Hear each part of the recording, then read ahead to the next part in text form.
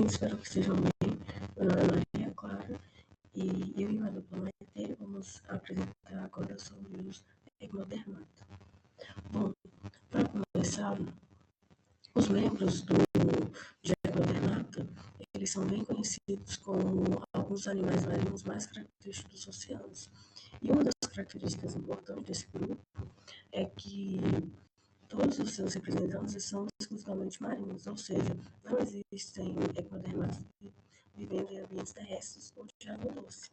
E por serem organismos bastante comuns em ambientes costeiros e marinhos, muitos deles são facilmente reconhecidos mesmo por pessoas que não estudam zoologia. Então, você pode estar numa praia e você vai encontrar os animais, qualquer pessoa vai conseguir reconhecer porque eles são bem característicos. Bom, agora eu vou trazer os principais grupos de ectodermata. E o primeiro dele é crinóide, que eles vão ser representados pelos lírios do mar e pelas estrelas de penas. Outro grupo é asteroide, que ele vai ser formado pelas estrelas do mar, ou é conhecido também como estrelas marinhas. Também temos os ofiuroides, que eles vão ser conhecidos pelas estrelas serpentes. Também vai existir os ouriços do mar. E também vamos ter os holotoroides, que eles são os pepinos do mar. Atualmente são conhecidas 7.300 espécies descritas de ectodermatas. Além das espécies atuais, esse grupo ele também possui vários registros fósseis. São conhecidos entre 3.000 e 15.000 espécies fósseis, cujos registros remontam pelo menos ao início do período cambriano. Bom, e quais são as sinapomorfias desse grupo? A primeira sinapomorfia é o endoesqueleto calcário de Esterion. Eles também vão ter a simetria petarradial e essa simetria ela vai ser observada nos adultos. Ela vai ser organizada em 5 partes e ela vai ser derivada de larvas que apresentam essa simetria bilateral. Os ectodermatos também não possuem um sistema vascular aquático complexo e esse sistema ele vai ser derivado do hidrocele, que é presente no lado esquerdo da larva e vai desempenhar funções importantes que vai ser relacionada à locomoção, alimentação e as tropas com o ambiente. Outra característica muito importante é a divisão do corpo. Ela vai ser dividida em regiões axal, extraaxal, perfurada e extraaxal imperfurada. E essa organização corporal vai ser uma característica que vai ser compartilhada pelos representantes desse grupo. Além disso, a parede corporal vai conter um tipo especial de tecido conjuntivo que ele vai ser chamado de tecido colágeno mutável. E esse tecido ele vai ter propriedades que vai poder ser alterado em curtos intervalos de tempo sob o controle neural.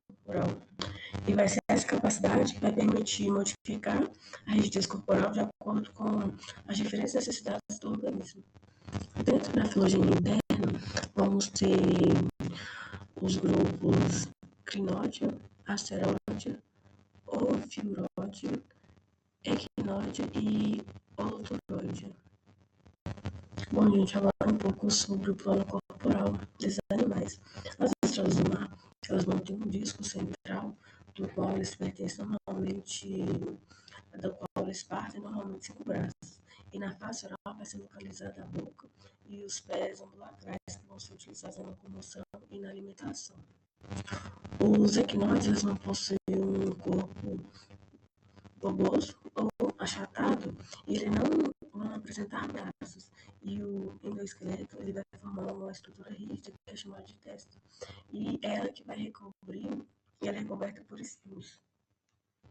Os pepinos do mar, eles vão ter um corpo alongado e flexível, e ao redor da boca vão se encontrar os tentáculos que são derivados dos pés ambulacrais, que vão ser utilizados na alimentação. Já os crinoides, eles vão possuir um corpo em forma de cálice e vários braços que vão ser ramificados e que serão utilizados na captura de partículas de alimento. Então, os lírios, eles vão se alimentar, né, os lírios do mar, eles vão se alimentar, eles vão ser suspensíveis, eles vão se alimentar de partículas que estão suspensas na água, né, eles vão manter os braços e as pílulas esticadas em correntes para poder render esses alimentos. Já as estrelas do mar, elas são principalmente predadoras, então elas vão se alimentar de esponjas, pólipos de coral, bivalves e também gastrópodes. Além disso, elas podem fazer saprofagia, né, que se alimentar de restos, meio que de coisas mortas, depositívoros e também suspensívoros. Já em relação aos ouriços e bolachas do mar, eles vão ser herbívoros, depositívoros e suspensívoros, e os pepinos, depositívoros e suspensívoros. Bom, o sistema digestório desses animais é um sistema completo, menos em relação à opirodia, que eles vão ter perdido o intestino e o ânus, mas de resto, são um sistema digestório completo, que vai ter tanto uma boca quanto um ânus, né? Além disso, eles vão ter o esôfago, o reto e o intestino médio, e a boca, o ânus e o reto vão ser derivados da ectoderme, e o esôfago e o intestino médio são derivados da endoderme. O processo de digestão desses animais vai ser diferente de cada um. Então, nos crinoidia, a gente vai ter um mecanismo de ingestão, né? A gente vai ter essas pílulas que vão ser responsáveis por reter esses alimentos, esses pés tubulares que vão capturar e jogar um alimento, né? Que ele é movido por conta dos cílios em direção à boca. Já a digestão e absorção, a gente vai ter o intestino longo, né, que vai formar alças dentro do cálice, e eliminação e excreção, o ânus ele localiza-se em um cone oral que vai estar perto da base dos braços. Coloquei a minha imagem aqui mostrando, tá grifado de laranja, aqui onde mostra a estrutura, então a gente tem a boca, o ânus, o intestino, e por onde esses alimentos eles saem. Bom, em relação aos asteroidia, né, a gente vai ter um mecanismo de digestão, a gente vai ter o esôfago cardíaco reversível, que ele é espalhado sobre o alimento e ele vai secretar algumas enzimas digestivas. Já em digestão e absorção, elas vão ser extracelular, então elas vão ser fora da célula. A digestão e absorção elas vão ocorrer no estômago e nos secos pilóricos. A eliminação e excreção elas vão ocorrer por conta do ânus aboral. Coloquei aqui uma imagem também de laranja mostrando a boca, que fica perto do estômago cardíaco, o ânus perto do estômago pilórico e aqui os secos pilóricos. Bom, em relação agora também os equinoidia, a gente vai ter um mecanismo de ingestão que vai ser as lanternas de Aristóteles, que é basicamente um aparelho mastigatório, né, que vai ter 5 dentes calcários, milhares de pés tubulares miniaturalizados e para a seleção de partículas. A ingestão e absorção, ela acontece de forma extracelular, e o trato digestivo ela é essencialmente um tubo simples. Eliminação e excreção elas vão ocorrer também por conta do ânus oral. Aqui também tem uma imagem mostrando. Bom, já os holoteroidia, né, eles vão ter um mecanismo de ingestão que vai ser os tentáculos circumorais, que são responsáveis por capturar as partículas, né, alimentares ou sedimentares. A digestão e absorção, eles vão ter um intestino que é longo e ele vai formar alças, que vão ser capazes, vai ter uma capacidade de auto-viscerização, e eliminação e excreção, que elas vão possuir um reto que vai estar expandido, que vai levar até o ânus posterior. Aqui tem uma imagem mostrando esses tentáculos orais. Bom, além disso, o sistema digestório desses animais, eles podem desempenhar outras funções, além da principal delas, que é a digestão. Então, eles podem estar responsáveis pela respiração, né? Basicamente as trocas gasosas, que é quando a água está ativamente bombada através do ânus para dentro dessas árvores respiratórias, que é onde ocorrem as trocas gasosas. Quando eu falo árvores, é porque realmente parece umas arvorezinhas mesmo. Além disso, eles podem estar relacionados ao desvio de água, né? Então, o sifão que tem desses animais, ele vai oferecer um desvio para o excesso de água ingerida. E também pode estar relacionados à estabilização e lacros, que alguma dessas bolachas da praia, elas vão armazenar grãos de areia de alta densidade em um divertículo do trato digestivo. É isso, gente. Muito obrigada pela atenção. Olá, gente. Boa tarde. Eu me chamo Maitê e hoje vou explicar um pouquinho para vocês sobre os equinodermata. Não sou eu, como também minha colega de turma, Maria Clara. Bom, vou começar falando sobre as trocas gasosas, né? Quais são as superfícies de trocas gasosas desses animais. Em relação aos asteroidia, a gente vai ter as chamadas pápulas, que são projeções da parede corporal desses animais, e os pés ambulares. Aqui de laranja, aqui embaixo, está a imagem mostrando essas pápulas e também esses pés tubular. Tem esse nome justamente porque é em forma de um tubo. Bom, agora nos equinoidia, a gente vai ter pés tubulares de paredes mais finas, como podem ver aqui também marcado de laranja embaixo. E também nos holoturidia, a gente vai ter umas, tipo, como se fossem árvores, né, respiratórias, que são esses negócios que tem esses tentáculos orais, que é por onde a água ela é bombeada pelo ricto. E já um pouquinho agora dos crinoidia, a gente vai ter pés tubulares e todas as partes fixas expostas da parede corporal. E essas trocas gasosas elas vão ocorrer principalmente por difusão, né, entre os celumas e também a água do mar circundante. Bom, os pigmentos respiratórios desses animais vai ser a hemoglobina, né? Que ela é uma presença notada também em alguns pepinos do mar e também algumas espécies de serpentes do mar também. Bom, qual que é a função do sistema circulatório na respiração? O sistema circulatório ele pode estar responsável, né, pelas trocas gasosas, né, dos pepinos do mar. Então eles vão ter um sistema remal que ele provavelmente vai desempenhar um papel importante nessa troca gasosa e também por conta que alguns dos vasos, né, desses sistemas estão em contato com essas arvorezinhas, né, que tem esses tentáculos como se fossem árvores. Também pode estar relacionado também ao transporte interno de gases, né? Eles vão ter um mecanismo de transporte dos líquidos celômicos que são muito importantes para essa troca interna desses gases. E também o conteúdo da hemoglobina. Então, essa hemoglobina que está presente nos celemócitos, né, que são as células fagocitas encontradas no líquido corporal e também no sistema vascular aquífero.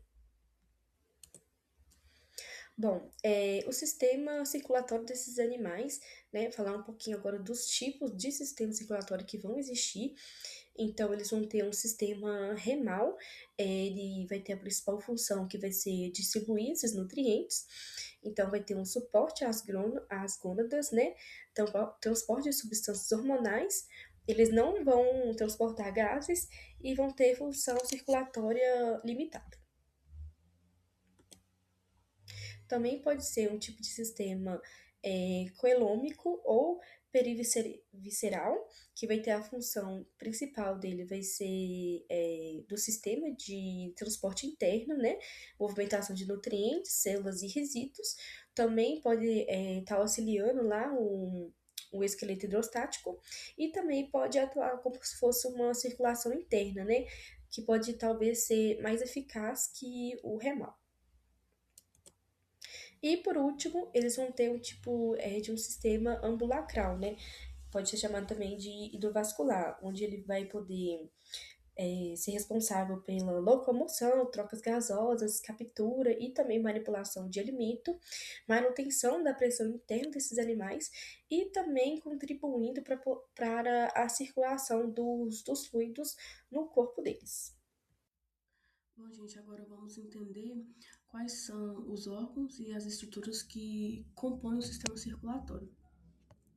Nos equinodermatas, o sistema circulatório, ele apresenta, ele é principalmente associado ao sistema emal e também às cavidades celômicas.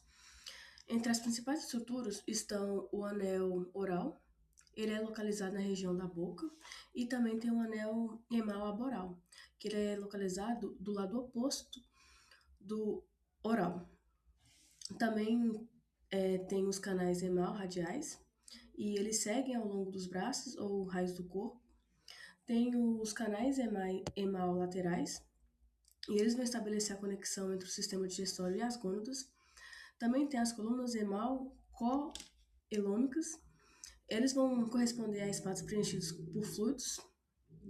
E também associadas às estruturas, a gente vai encontrar pequenas câmaras fluídicas.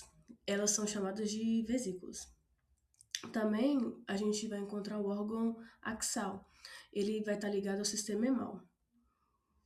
E nos asteroides, também vamos encontrar as glândulas de Tiedemann. Essas glândulas vão auxiliar no controle do fluido. Além disso, os corpos polianos, eles vão participar da regulação do volume do fluido, e eles estão conectados ao sistema emal e ao sistema ambulacral. E aqui nessa imagem eu não vou conseguir apontar cada estrutura, mas vocês vão ver que tem todas as estruturas que eu falei vão estar nessa imagem. Bom, gente, como vai funcionar o sistema circulatório? O transporte interno nos ectodermatas, ele é realizado principalmente pelos celomas periviscerais. Eles podem ser ampliados pelo sistema emal e vascular aquífero. Esses dois sistemas, eles vão possuir origem celômica, e a circulação dos líquidos vai ocorrer principalmente pela ação dos cílios presentes nos tecidos. E em alguns casos, também vai ocorrer o bombeamento muscular. Em pelo menos uma espécie de ouriço do mar, foi demonstrado que o líquido celômico ele pode ser bombeado pelo desenvolvimento da lanterna de Aristóteles, que é um aparelho mastigador encontrado nesses grupos. Então, o transporte interno ele vai depender principalmente da movimentação dos fluidos presentes na cavidade celômica e também nos sistemas derivados do celoma. E aqui eu trouxe a imagem das estruturas. E qual é a relação, do sistema circulatório com o sistema excretor, digestório e reprodutor? Bom, primeiramente, começando pelo digestório, o sistema circulatório ele está relacionado ao sistema digestório por meio de transporte de nutrientes. Então, uma das principais funções do sistema emal é auxiliar na distribuição desses nutrientes absorvidos pelo trato digestivo. Então, após essa absorção, esses nutrientes são transportados para diferentes regiões do corpo, e é feito isso através dos fluidos circulantes. Em relação com o sistema excretor, os ectodermatas eles não vão possuir órgãos excretores especializados para excreção. Então, por esse motivo, o processo de excreção é facilitado pelo sistema circulatório, especialmente pelo fluido celômico. Então, são esses fluidos que vão participar do transporte do resíduo metabólico até estruturas que são responsáveis pela eliminação. Já em relação com o sistema reprodutor, as gônadas, elas normalmente vão ficar nos seios genitais, e esses seios genitais são revestidos por peritônio, que é derivado das cavidades celômicas. Nos holothuroides, os resíduos particulados, eles são transportados pelos celomócitos e podem ser liberados para o exterior através das próprias gônadas. Dessa forma, o sistema circulatório e o celoma, eles vão estar diretamente relacionados para a organização e o funcionamento do sistema reprodutor. E obrigada a todos por assistir até o final. Oi, gente, espero que estejam bem. Meu nome é Maria Clara e eu e minha dupla Maitê estamos apresentando o seminário de Ecnodermata, e vamos começar sobre os tipos de sistema excretor e as estruturas e os órgãos que compõem. Bom, na maioria dos ectodermatas, as escórias nitrogenadas dissolvidas, principalmente a amônia, elas vão se difundir para o meio externo através das superfícies corporais. Nos asteroides, esse processo ele vai ocorrer principalmente pelos pés tubulares, que eu deixei uma foto para vocês verem a estrutura, e também pelas pápulas. Os compostos nitrogenados e outros escórias também, outras escórias metabólicas, elas vão ser fagocitadas por celomócitos especializados que estão presentes nos líquidos corporais. Após isso, esses resíduos eles vão ser descartados por diferentes métodos. Nos asteroides, os celomócitos eles estão carregando os resíduos e eles podem acumular-se nas pápulas, a estrutura que eu mostrei anteriormente. E quando isso ocorrer, as extremidades distais das pápulas elas vão se desprender e aí ela vai eliminar tanto as células quanto os resíduos metabólicos. Existem alguns estudos que vão sugerir que as glândulas retais elas também vão participar da excreção. Nos oferiúndios, acredite-se que os celomócitos eles vão transportar as escórias metabólicas até as bolsas e depois disso elas vão ser eliminadas. Nos equinoides, os celomócitos metabólicos, nos equinoides, os celomócitos fagocitários, eles vão acumular esses resíduos metabólicos e vão transportar até os pés tubulares e até as brancas também para acontecer essa eliminação. Nos holotoroides, os resíduos eles vão ser transportados pelos celomócitos até as árvores respiratórias, que são outro tipo de estrutura para ocorrer a excreção. Também vai ser transportado para o trato digestivo e também para as gônadas, e depois vão ser eliminadas. Já nos crinoides, os celomócitos eles vão depositar as escórias metabólicas em pequenas bolsas localizadas ao longo dos lados dos sulcos ambulacrais. Bom, vamos falar agora da osmorregulação. Os equinodermatos eles são considerados osmoconformadores, o que significa que o fluido celômico ele vai apresentar isotonicidade em relação à água do mar ao redor. Então, a água e os rios vão atravessar livremente as superfícies corporais finas. E por esse motivo, que a tonicidade dos fluidos corporais ele vai acompanhar a variação do ambiente. E essa ausência de mecanismo para controlar a osmolaridade é por isso que tem essa principal razão pelo qual não existem equinodermatos terrestres ou de água doce. Existem também evidências de alguns transportes ativos de íons, mas a regulação iônica nos equinodermos é considerada mínima. Então, a osmoconformidade ela vai continuar sendo a principal característica relacionada à osmorregulação nesse grupo. Olá, gente, boa tarde. Eu me chamo Maitê e eu, junto com a minha colega de turma, Maria Clara, vou apresentar para vocês um pouquinho sobre os equinodermata. Bom, vou começar falando sobre os tipos de esqueleto que existem nesses grupos. Eles vão ter um esqueleto interno, né, que é meio que chamadinho do esqueleto, de ossículos calcários, né? Ele é formado principalmente por calcita e cristalina, né, que seria carbonato de cálcio. Ele vai ter uma estrutura porosa chamada estereoma e ele vai ter uma origem mesodérmica. Além disso, ele vai ser embutido na derme e não é externo e a gente consegue ver em outros artrópodes. Agora, em relação aos asteroidia, eles vão ter os ossículos articulados com espinhos e pedicelárias. Os epineuroidia, eles vão ter os ciclos bem articulados, né, que vão formar essas vértebras nos braços. Em relação aos quinoidia, eles vão ter os ossículos que vão estar fundidos em uma testa rígida, né, uma carapaça e também com os espinhos móveis. Já os holoturoidia, eles vão ter os ossículos reduzidos a espinhos, espículas microscópicas. E crinoidia vão ter essas placas grandes que vão formar cálices grossos. Bom, agora eu vou falar um pouquinho sobre o que diz desses animais. E a gente vai ter uma coisa nova. Os equinodermos, eles não vão realizar ecdise. Eles vão ter um esqueleto interno, né, que é embutido na derme. E esses ossículos, eles não vão ser trocados igual acontece com outros invertebrados.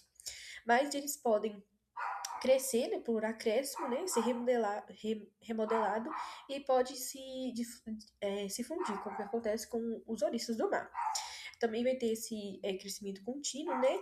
Mas não uma troca periódica igual com outros animais.